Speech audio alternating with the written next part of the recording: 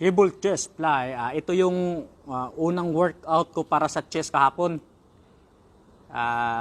Para sa akin kasi mas ramdam na ramdam ko ang tension sa chest ko pagka inuna ko yung cable chest fly.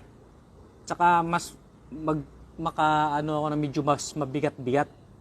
Pag ipahuli ko kasi siya, wala na eh. Talagang side na yung lakas ko. Hindi ko na gaano maramdaman siya gawin.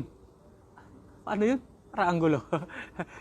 Pero, tapos, ang ginagamit ko pa rin technique yan, time under tension technique, para pagdating sa dulo, pause kaunti para mas ramdam ko yung muscle contraction. Yan yun.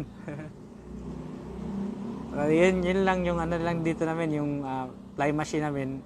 Hindi ma-adjust yung cable, kaya ikaw na yung mag-adjust para kahit pa paano makuha mo yung angle na tama para sa target muscle mo sa chest. Ako kasi hindi na ako isa lang, middle.